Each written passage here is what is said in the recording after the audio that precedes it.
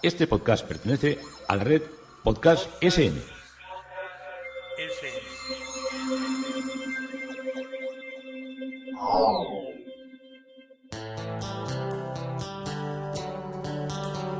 Historia con sentido. Un podcast realizado y presentado por Juan Carlos González.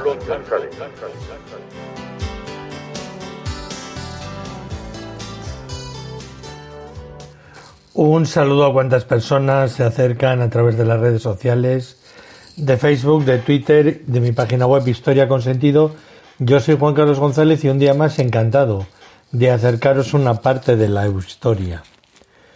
Hoy el tema propuesto es tras la música de un órgano, porque vamos a escuchar un órgano, vamos a adentrarnos en una iglesia. Estamos en Francia, estamos en la zona de San Gaudencio y vamos a andar recorriendo nuestro deambular por ese arte románico, por esas zonas tan interesantes de la región de Occitania, del departamento del Alto Garona. Vamos a ir a San Bertrán de Cominges, pero os iré contando un poco más de todas esas cosas después de que avancemos en lo que fue aquel inicio que tuvimos en Coucy-Santé, en el centro macrobiótico más emblemático de Europa, donde René Lévy organizó una manera distinta de entender la comida. Por el tono que voy tomando ya vais notando de que fue una experiencia positiva. Pese a mis miedos, fue una experiencia positiva.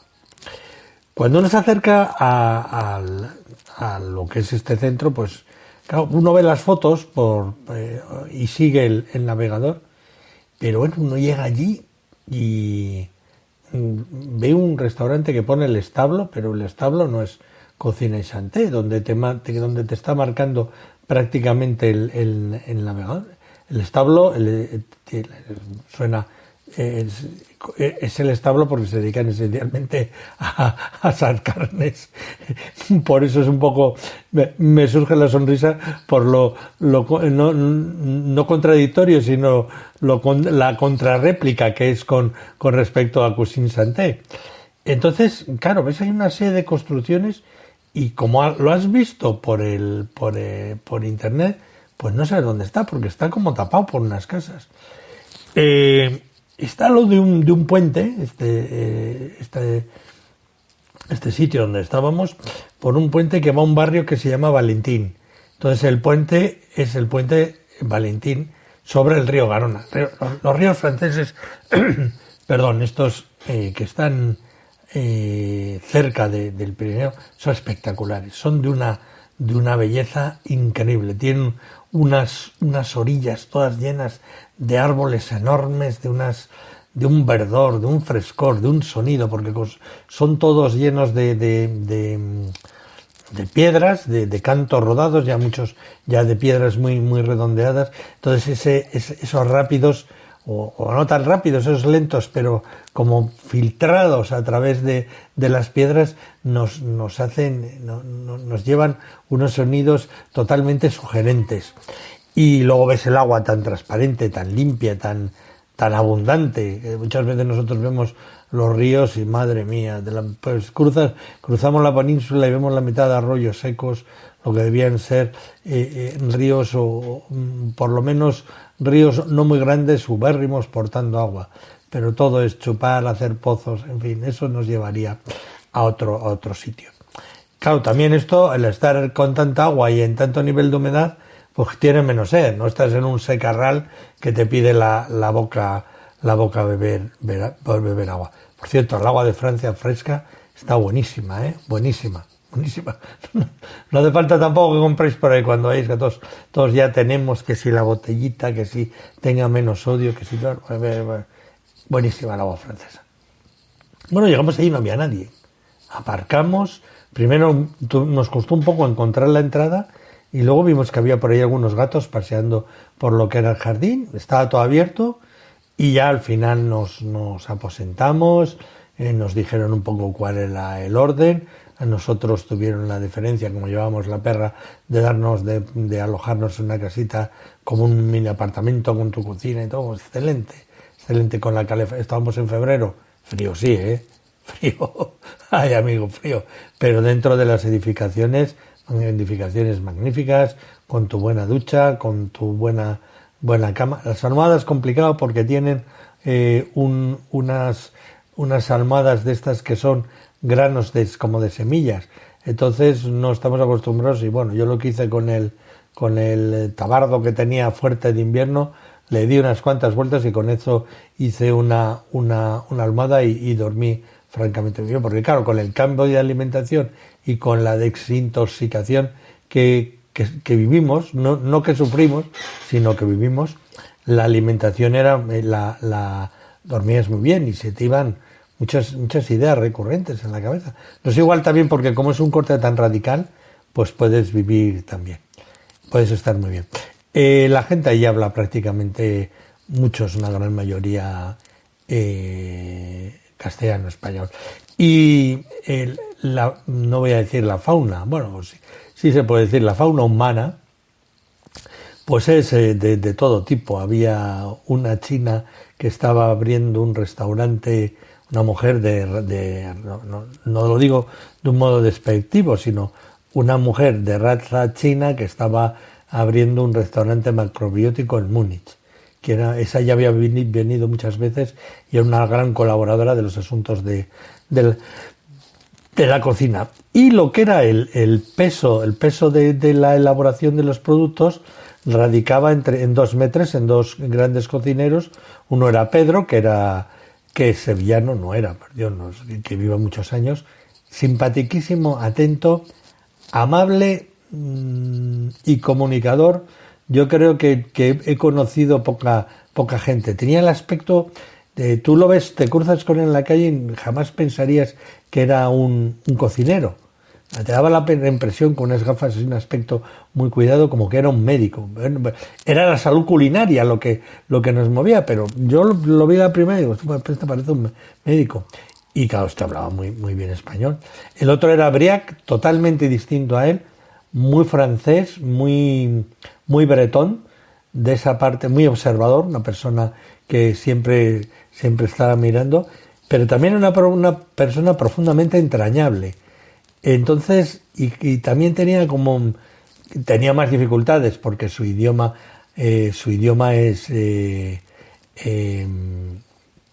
francés, ¿no? Aunque tenga una novia catalana, pero su comunicación era como más intimista y era el que luego, durante los 10 días que estuvimos allí, era el que daba la formación teórica macrobiótica.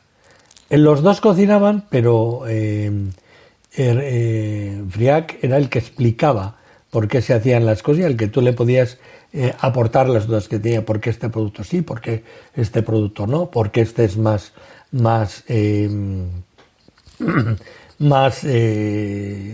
enriquecedor, menos enriquecedor, por qué choca con este producto, por qué chocan con el otro. Entonces ya nos explicaron. Aquí hay 2 turnos de cocina, 2 turnos de aprender. O sea, tú vas a una cocina a aprender que en el fondo es cocinar, a cortar, a cocer, a presentar, a mezclar, a cruzar, siguiendo las instrucciones que te dan.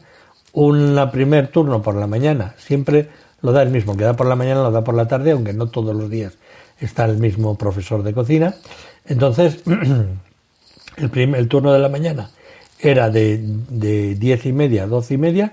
A las 12:30 sonaba una campana, lo tenían todo cronometrado, ¿eh? Y tenías que estar allí con el plato para comer. Allí las horas de la comida y de la cena eran sagradas.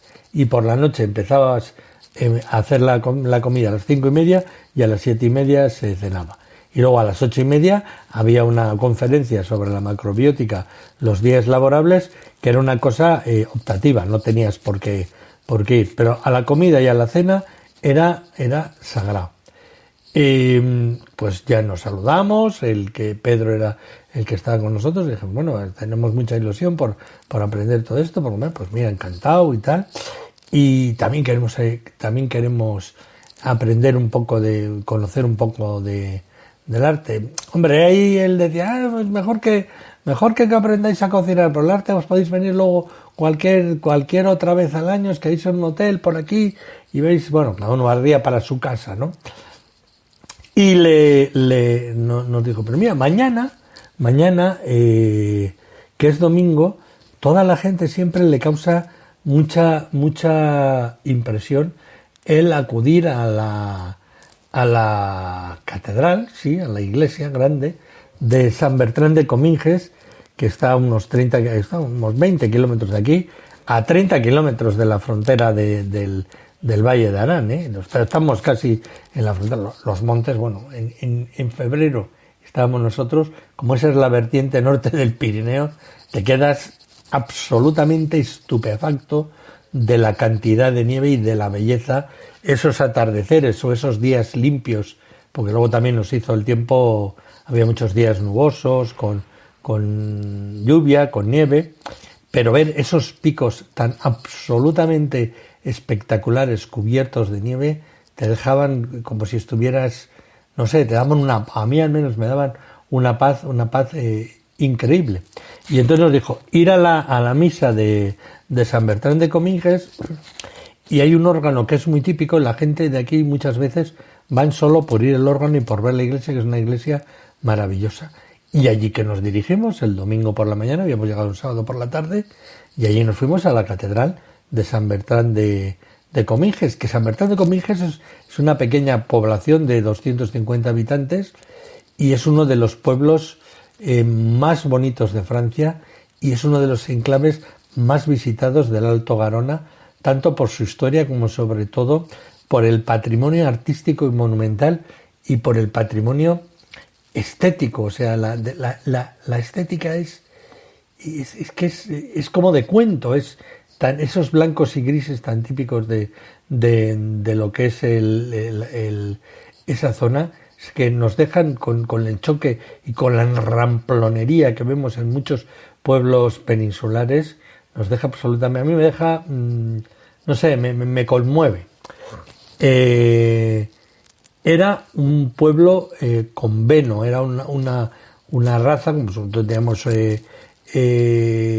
los iberos, todas las subrazas que los pueblos ibéridos tuvimos. Ahí era un pueblo, el conveno, que estaba habitado el siglo I antes de Cristo y debía su estratégica situación junto a las vías más abordables para atravesar el Pirineo, y caería en la zona de manos del poder de Roma, fundándose una importante ciudad de nombre Lugdunum Convenarum.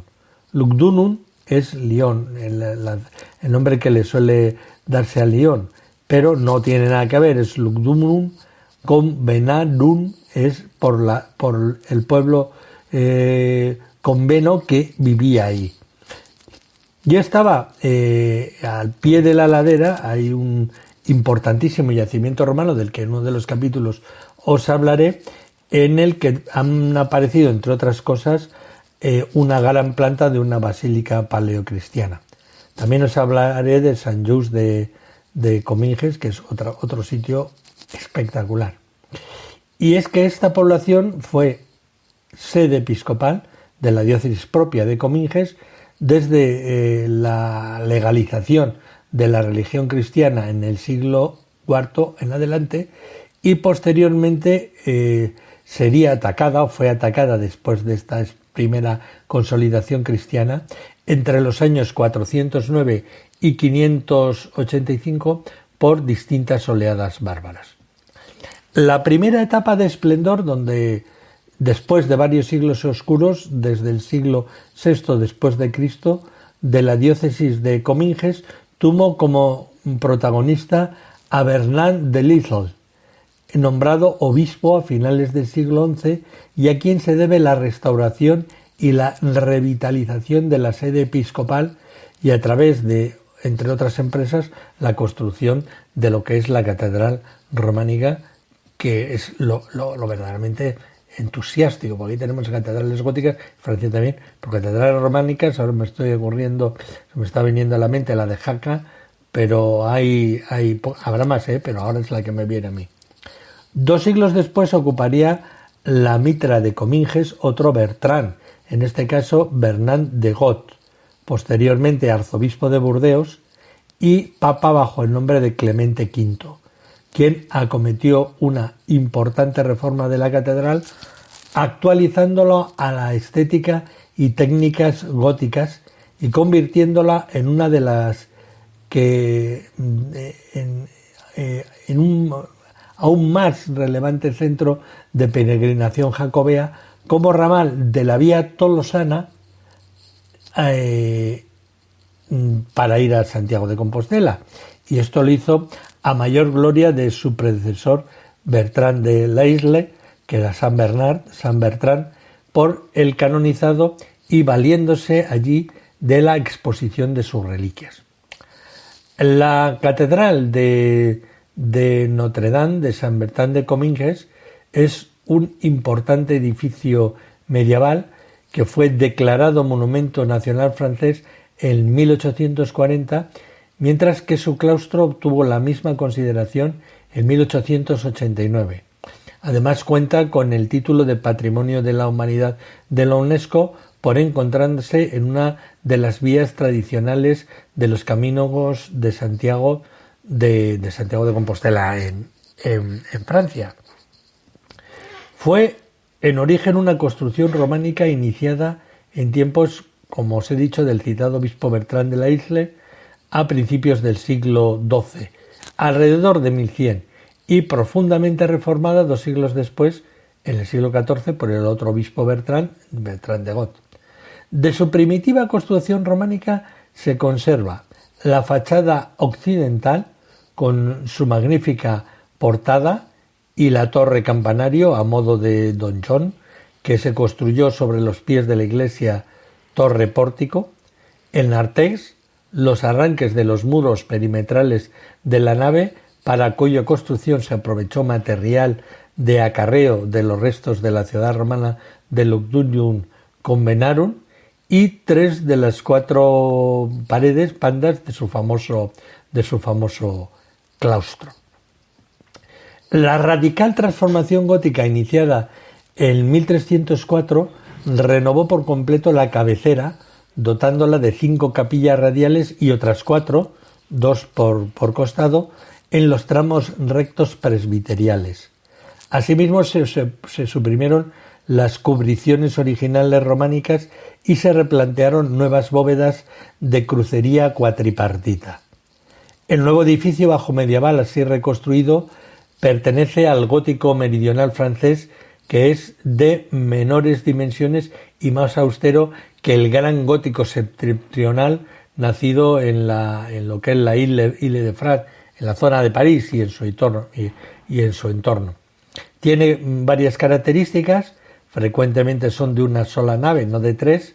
Puede tener capillas en los costados, entre los contrafuertes, y los contrarrestos de los empujes de las bóvedas de crucería no son arbotantes, sino que normalmente son contrafuertes. Y luego los ventanales no son demasiado grandes, teniendo todos una forma muy alargada.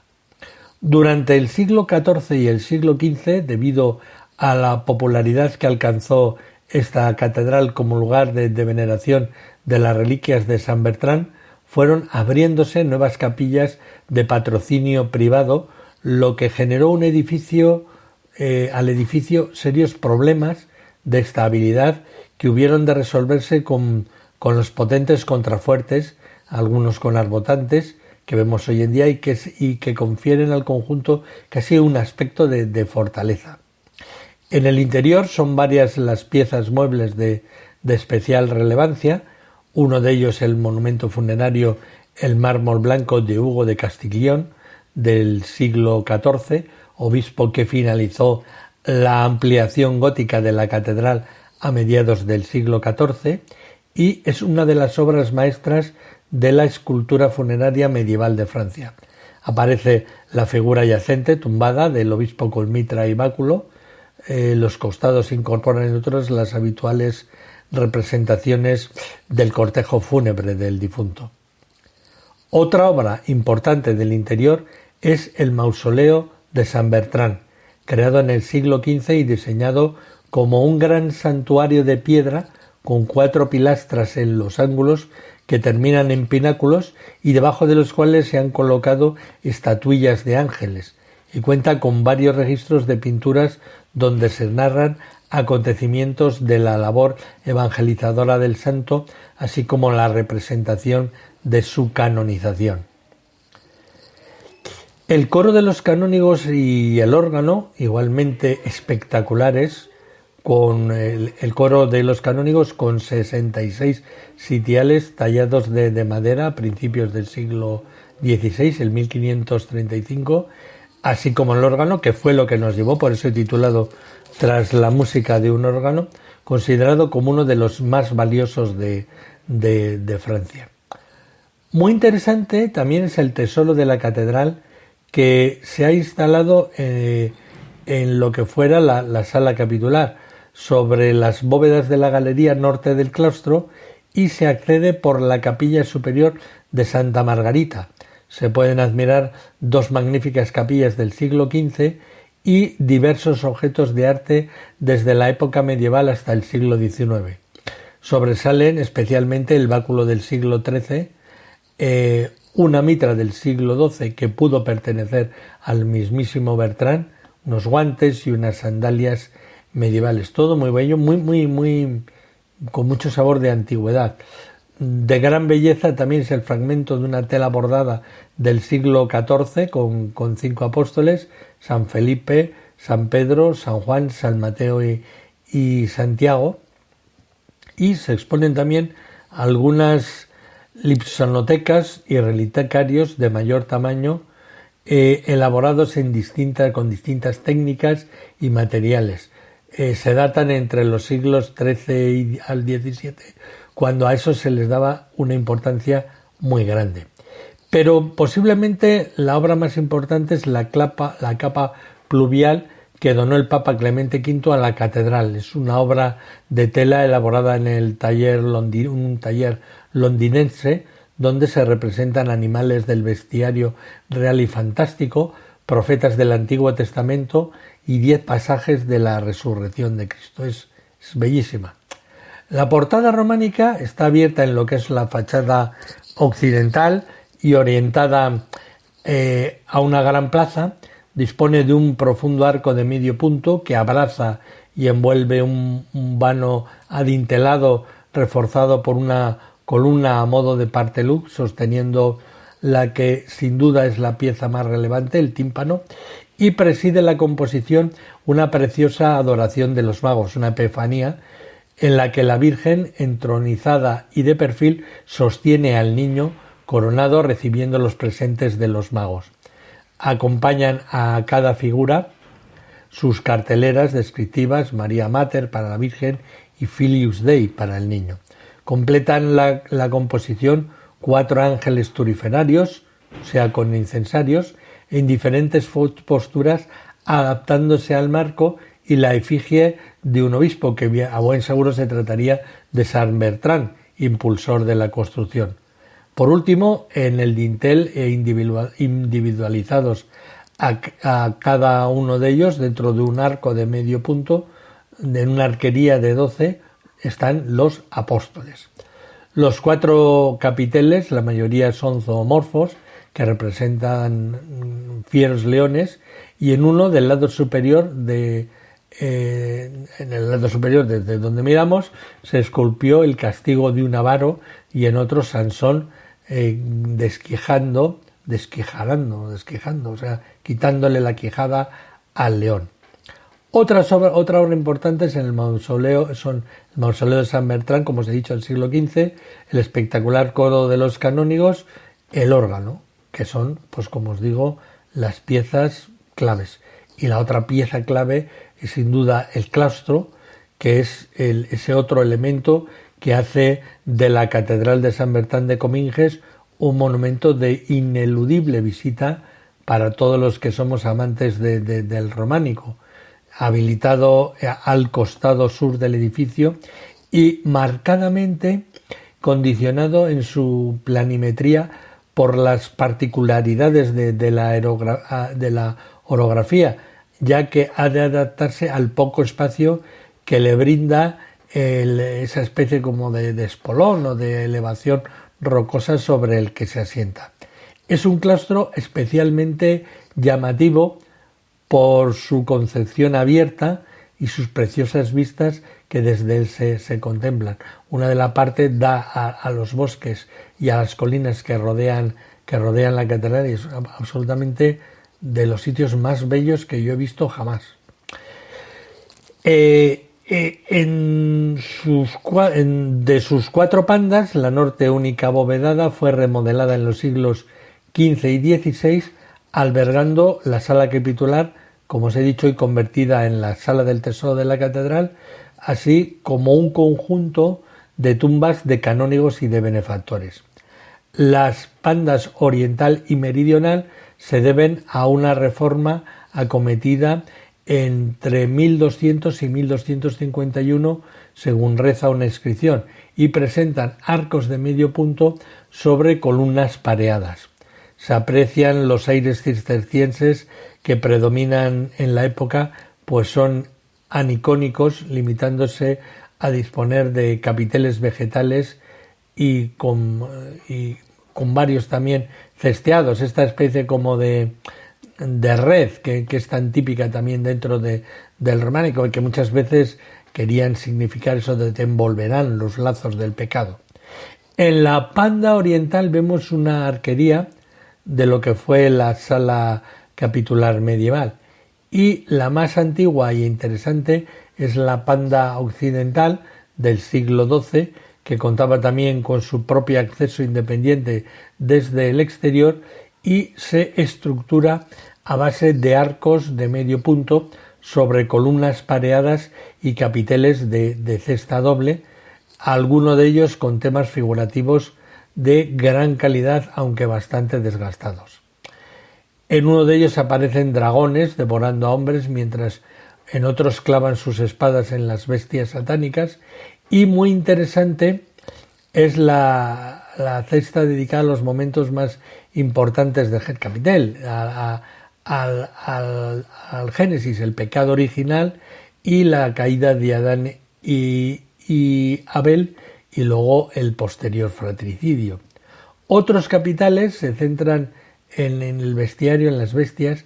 Hay unos capiteles que salen búhos, en otros que salen gallos, en otros que salen caballos, pero el auténtico símbolo del claustro e incluso de la catedral es un conjunto que es el llamado Pilar de los Evangelistas, en los que en una enorme columna de mármol fueron tallados, uno en cada cara, los 4 evangelistas a modo de estatuas columnas, siendo perfectamente identificables gracias a que dos de ellos sostienen su correspondiente símbolo del tetramorfos.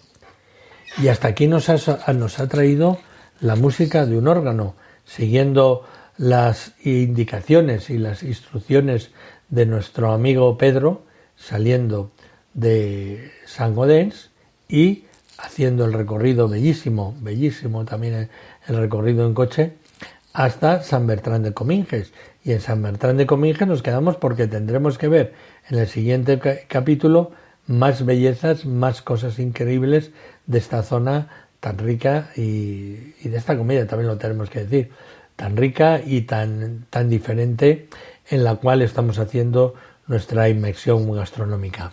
Juan Carlos González, Historia con Sentido, un día más encantado de haberos podido acercar una parte de la historia.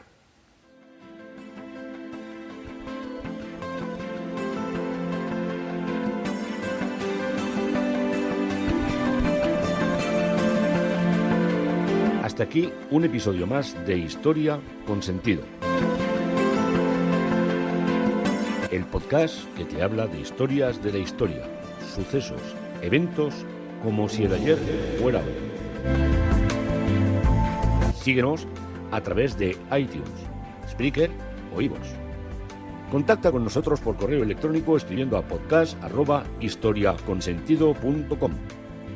Nuestra web www.historiaconsentido.com. Y en Twitter nos encontrarás como Historia Sentido. Este podcast pertenece a la red Podcast SM.